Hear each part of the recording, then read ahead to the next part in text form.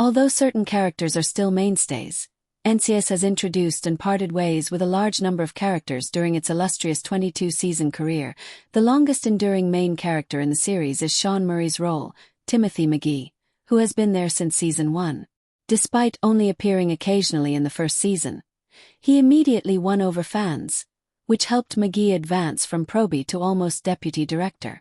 However, The Lottery is one of Murray's films that stands out in his oeuvre prior to his unwavering dedication to the cop procedural. He is far from the competent police officer we like in this adaptation of Shirley Jackson's notorious short tale, but he is essential to making the 1996 movie come to life and giving us chills as we learn more about its remote small town. The Lottery, a 1996 film based on Jackson's infamous short story, centers on a village that is hiding a sinister secret. Dan Cortez's character Jason returns to his parents' hometown to scatter his father's ashes and discover the truth about his mother's death. But the movie merely borrows the concept from Jackson's novel. The plot is entirely unique. Although he learns that his father's death may have involved some gory details when he is in the hospital, Jason's adventures are sparked by his father's final request that his ashes be scattered on his mother's grave. When Jason first gets to town, he is met with a cold reception and must battle to accomplish his father's last desire. All of the suspicious villagers, with the exception of Felice, Carrie Russell, oppose, reject, and treat him harshly at every stage of his quest. Murray's character is also one of the few who treats Jason with less harshness and makes a fleeting statement criticizing the town's as yet undiscovered customs.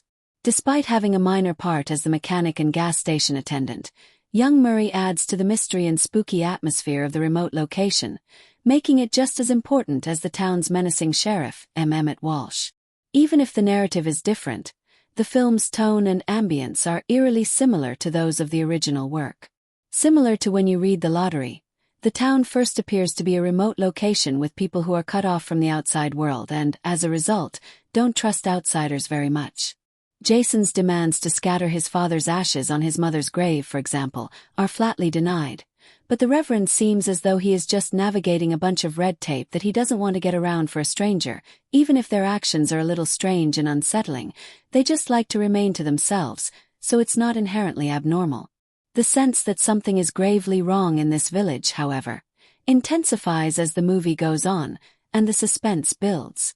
Ostracizing outsiders was a common practice in tiny towns, and the whispered murmurs and mysterious looks that accompanied it were one thing. However, they quickly escalate into yelling, "Leave the town," and threatening to do so if Jason doesn't, similar to the sharp rise in urgency in the source material.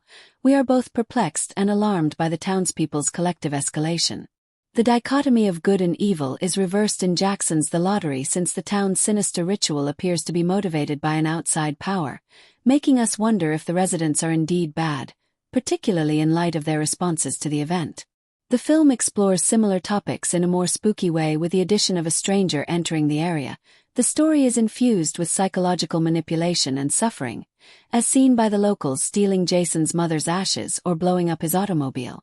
All of these actions are naturally unpleasant, but they are just meant to keep Jason from remaining longer and learning about their terrible yearly ritual.